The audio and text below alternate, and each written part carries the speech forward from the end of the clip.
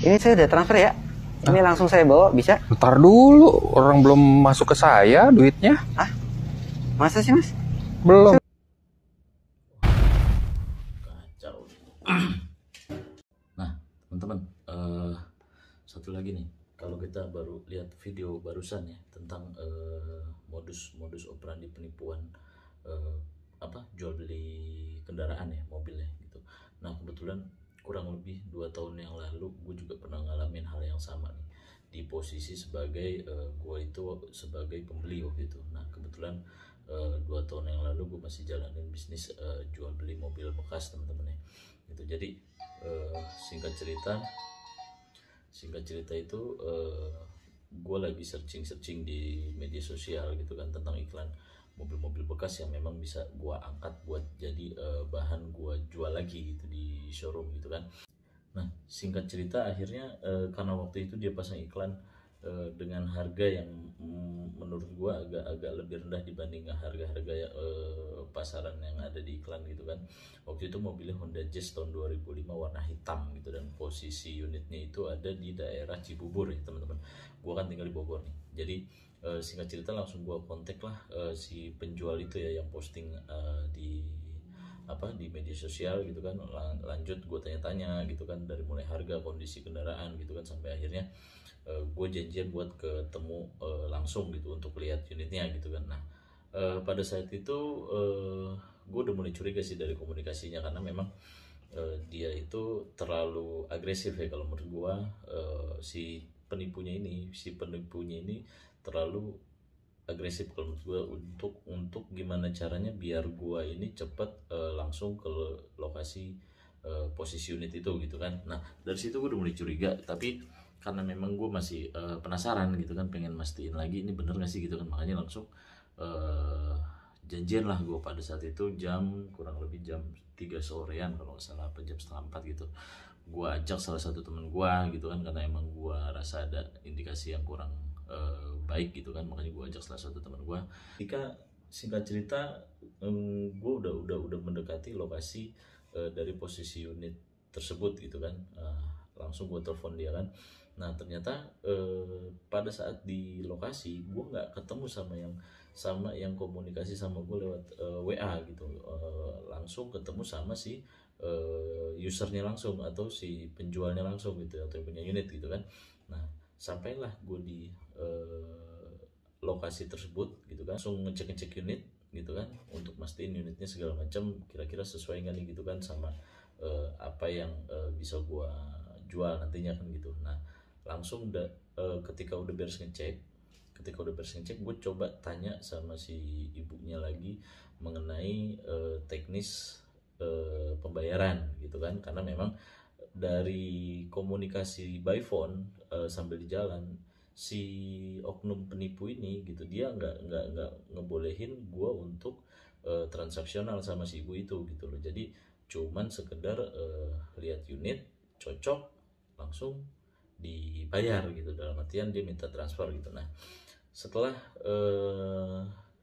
gue rasa ini mobil kayaknya oke lah, gue ambil gitu kan.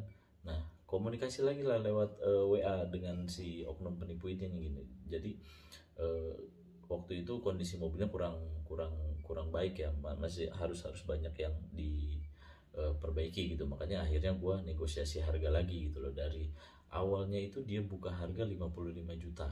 Nah sampai akhirnya gue ketemu di lokasi, gue tawar lagi turun 40 juta. Dia okein dengan harga segitu. Nah sampai akhirnya gue lihat lagi celah-celahnya lagi nih, ini mobil ada kendala lagi nggak, atau dari segi mesinnya. Nah ternyata harus ada yang diperbaiki lagi teman-teman. Mobil itu ternyata bekas bekas turun mesin gitu kan, atau baru ganti seher segala macam gitu kan. Sampai akhirnya gue komunikasi lagi sama si oknum penipu ini lewat WA, gue minta turun harga lagi. Gue sengaja ngetes sebenarnya, gue minta turun lagi 30 juta dan dia iyain loh, dia iyain dan okein gitu. Sampai akhirnya gue tanya lagi sama si ibunya nih, si penjualnya nih, si pemilik mobil ini nih gitu kan, surat-surat lengkap, BPKB ada, STNK ada gitu kan.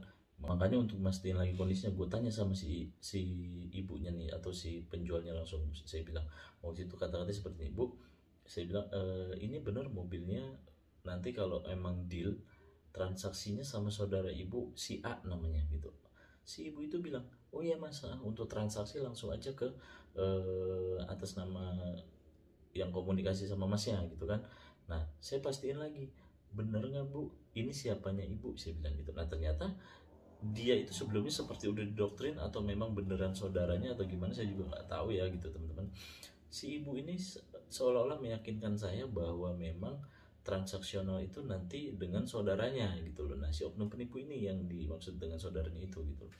Sampai lagi saya tanya lagi terakhir ketika waktu itu sempat saya mau transfer gitu kan, cuman saya tanya lagi, bu bener ya ini saudara ibu, dan kalau transaksi ibu bersedia nggak, saya bilang, buat surat pernyataan bahwa ibu menyatakan transaksi ini saya harus mentransfer ke rekening tersebut gitu, untuk pegangan saya juga dong sebagai langkah hukum apabila memang terjadi hal-hal yang nggak diinginkan gitu loh. Nah di situ si ibu keberatan, Nah sampai akhirnya dari yang memang saya merasa saya udah didoktrin sama dia, mungkin juga si penjualnya itu juga mengalami hal yang sama gitu kan. Sampai akhirnya saya jelasin lah ke si penjual ini, langsung saya jelasin, saya bilang, ibu sebenarnya ibu mau jual di harga berapa sih ya, saya bilang gitu. Dia tanya 60 juta mas, oh gitu. Netnya dianggap berapa? 55 juta, dibilang. Enggak turun lagi bu? Enggak. Loh kok beda ya sama yang saya komunikasi lewat WA ini gitu. Ibu mau tahu nggak harga deal saya terakhir sama si saudara ibu ini yang ibu maksud, saya bilang gitu. Saya deal itu di angka 25 juta. Wah, kaget dong dia gitu. Wah, nggak jadi saya jual mas kalau kayak begitu. Saya mintanya 55 juta. Nah, baik bu kalau begitu. Jadi sama-sama untuk pembelajaran kita. Ternyata apa yang saya curigain semenjak komunikasi dengan si oknum penipu ini gitu kan, terbukti teman-teman gitu. Nah salah satunya untuk pembelajaran saya pribadi gitu kan, juga mudah-mudahan bisa bermanfaat buat teman-teman gitu kan, ketika menemui kejadian hal-hal seperti ini. Jangan langsung tertarik dengan harga-harga murah yang memang sekiranya di luar di luar nalar harganya gitu teman-teman. Nah itu aja sih buat sharing dari saya, karena saya melihat video tersebut ada di page TikTok saya, dan kebetulan sesuai dengan pengalaman pribadi saya yang pernah saya alami secara langsung gitu. Alangkah baiknya kita sama-sama berbagi tentang pengalaman ini gitu, sekaligus menjadikan pembelajaran untuk kita semua gitu. Oke, thank you.